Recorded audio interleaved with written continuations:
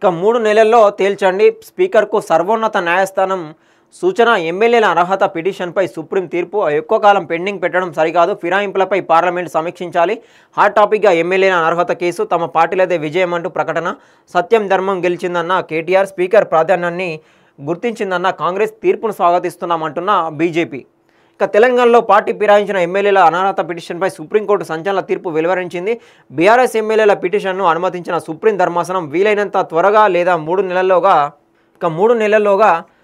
నిర్ణయం తీసుకోవాలని ఆదేశించింది అయితే ఫిరాయింపు ఎమ్మెల్యేలపై సుప్రీంకోర్టు వేటు వేయాలంటూ బీఆర్ఎస్ చేసిన విజ్ఞప్తిని సిజేఐ గవాయి తోసిపుచ్చారు అదే సమయంలో హైకోర్టు డివిజన్ బెంచ్ ఇచ్చిన తీర్పును సుప్రీంకోర్టు కొట్టివేసింది స్పీకర్ నిర్ణయానికి కాలపరిమితి విధించాలనే అంశంపై పార్లమెంటు నిర్ణయం తీసుకోవాలని సిజేఐ గవాయ్ ఆదేశించారు కాగా ఎమ్మెల్యేలు పార్టీ ఫిరాయింపుల కేసులో సుప్రీంకోర్టులో సుదీర్ఘ వాదనలు జరిగాయి స్పీకర్ తగిన సమయంలో నిర్ణయం తీసుకోవాలనే అంశంలో కోర్టులు జోక్యం చేసుకోవచ్చా లేదా అనే దానిపై సుప్రీంకోర్టులో సుదీర్ఘ వాదనలు నడిచాయి ఈ వాదనల అనంతరం ఈ ఏడాది ఏప్రిల్ 3వ తేదీన జస్టిస్ బిఆర్ గవాయ్ ధర్మాసనం తీర్పు రిజర్వ్ చేసింది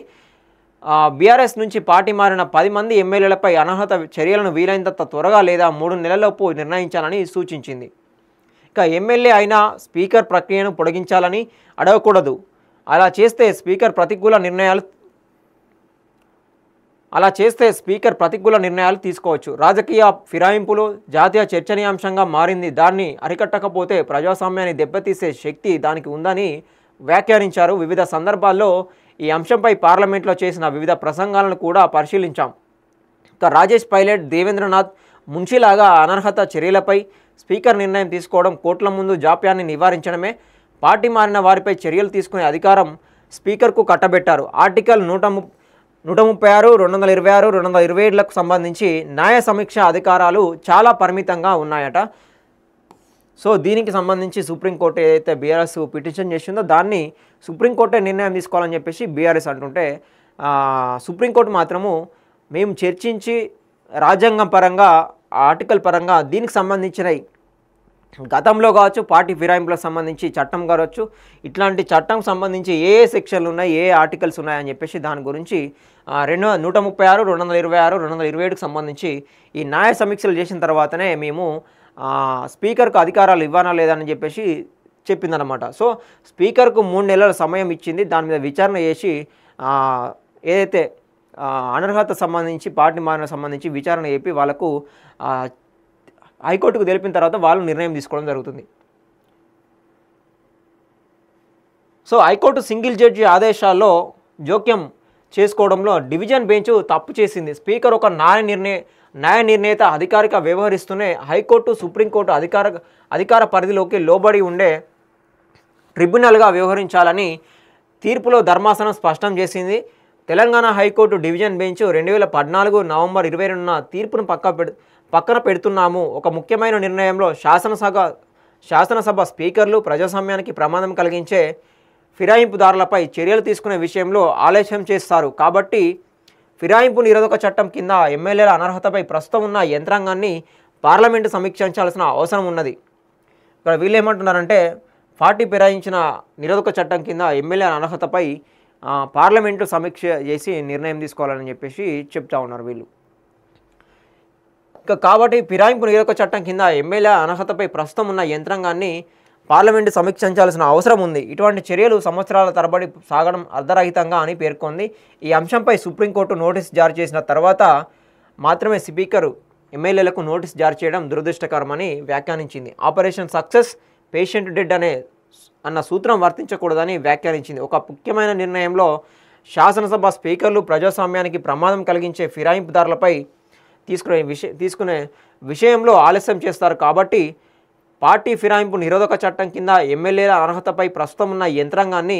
పార్లమెంటు సమీక్షించాలి ఇలాంటి చర్యలు ఏళ్ల తరబడి సాగడం వల్ల అర్ధరహితంగా మారుతుందని సుప్రీంకోర్టు అభిప్రాయపడిందట ఇక పార్టీ మారిన 10 మంది ఎమ్మెల్యేలను అనర్హులా ప్రకటించాలంటూ తాము దాఖలు చేసిన అనర్హత పిటిషన్లపై స్పీకర్ నిర్దిష్ట గడువులోగా నిర్ణయం తీసుకునేలా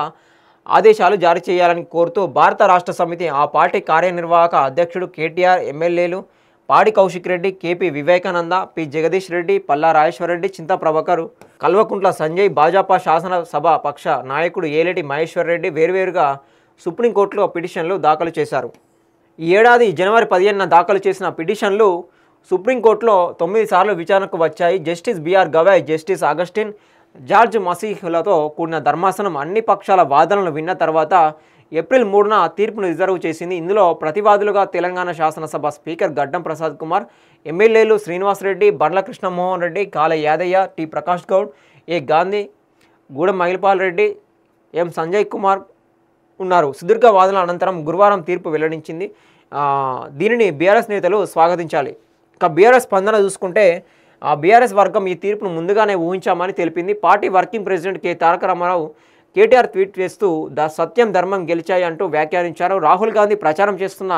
పాంచ్నాయ్ సిద్ధాంతాన్ని ప్రస్తావిస్తూ ఆయన తీర్పును స్వాగతిస్తామని ఆశించినట్లు పేర్కొన్నారు. రాబోయే 3 నెలల్లో ఉప ఎన్నికలు తప్పవని, అందులో బీఆర్ఎస్ బలంగా నిలుస్తుందని ధీమా వ్యక్తం చేస్తూ ఉన్నారు. ఇక బీఆర్ఎస్ఏలు మాత్రము అనర్హత వేటు తప్పదు, కంపల్సరీ ఉప ఎన్నికలు వస్తాయి, మళ్ళీ మేమే పోటీ చేసి మళ్ళీ మేమే గెలుస్తామని చెప్పేసి బీఆర్ఎస్ ఆశతోనే ఉన్నదన్నమాట. సో ఇక్కడ సుప్రీంకోర్టు మాత్రము స్పీకర్కు తీసుకున్న నిర్ణయం పైనే వాళ్ళు చర్చించి మళ్ళీ సుప్రీంకోర్టు వెల్లడించడం జరుగుతుంది అనర్హత పిటిషన్ గురించి. మళ్ళా వీళ్ళ ఏదైతే రాజీనామా గురించి చేయాలా వద్దా అనేది వాళ్ళు నిర్ణయం తీసుకోవడం జరుగుతుంది. కానీ బీఆర్ఎస్ వాళ్ళు మాత్రము మేము అనుకునేదే జరుగుతుంది, డైరెక్ట్ సుప్రీంకోర్టు నిర్ణయం తీసుకుంటే అనుకుంటే మళ్ళీ స్పీకర్కి అప్పచెప్పారు, మళ్ళీ దీన్ని స్పీకర్ గారు ఏ విధంగా నిర్ణయం తీసుకుంటారు అనేది మాకు డౌట్ ఉందని చెప్పేసి వీళ్ళ వాదన. సో అట్లా వీళ్ళు ఎన్నికలు అయితే రావాలి, ఎన్నికలు వస్తే మళ్ళీ మేము ఎన్నికలు పోతాము, ఎన్నికలు నిలబడి మేము కాంగ్రెస్ పార్టీని ఓడగొట్టి మేము గెలుస్తామని చెప్పేసి వీళ్ళు ఆశావాహంతోనే ఉన్నారన్నమాట. ఇక్కడ కాంగ్రెస్ స్పందన చూసుకుంటే కాంగ్రెస్ పార్టీ తీర్పును హర్షిస్తూ స్పందించింది. భువనగిరి ఎంపీ చామల కిరణ్ కుమార్ రెడ్డి మాట్లాడుతూ ఇది బీఆర్ఎస్ పార్టీకి చెంపపెట్టు లాంటి తీర్పు, సుప్రీంకోర్టు స్పీకర్ బాధ్యతను గుర్తించింది, అనర్హత నిర్ణయం కోర్టే తీసుకుంటుందని బీఆర్ఎస్ కలలు కనడం అవాస్తవం అని విమర్శించారు. ఇప్పుడు చెప్పినట్టే వాళ్ళు సుప్రీంకోర్టు నిర్ణయం తీసుకుంటుందని చెప్పేసి వాళ్ళు అనుకుంటే స్పీకర్ గారికి అప్పచెప్పడం జరిగింది. సో వాళ్ళేమో అదైనా కూడా మాకు గుడ్ న్యూస్ అని చెప్పేసి ఎట్లయినా వేటు పడుతుందని చెప్పేసి వాళ్ళు అనుకుంటా. అంటే ఇక్కడ కాంగ్రెస్ మాత్రము ఈ తీర్పుని బీఆర్ఎస్కు చెంపపెట్టు లాంటిదని చెప్పేసి వీళ్ళు విమర్శిస్తూ వస్తూ ఉన్నారు. ఇక బీజేపీ ఏమంటుందంటే బీజేపీ రాష్ట్ర అధ్యక్షుడు రామచంద్రరావు కూడా తీర్పును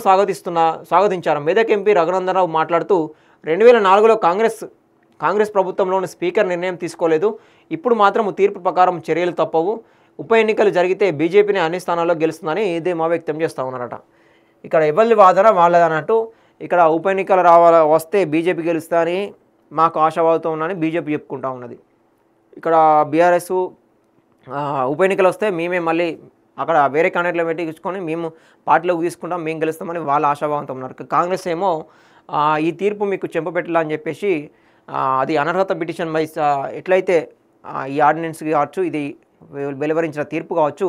వీళ్లకు చెంపపెట్టాలని చెప్పేసి కాంగ్రెస్ కూడా విమర్శిస్తూ వస్తున్నది. సో ఏం జరుగుతుందో స్పీకర్ 3 నెలలుగా దీని మీద నిర్ణయం తీసుకోబోతున్నారు. వాళ్ళకి నోటీసులు కూడా ఇవ్వడం జరిగింది. దాని మీద విచారణ చేసిన తర్వాతనే స్పీకర్ ఏం చెప్తే అది దాని మీద కొనసాగుతుంది తదుపరి విచారణ.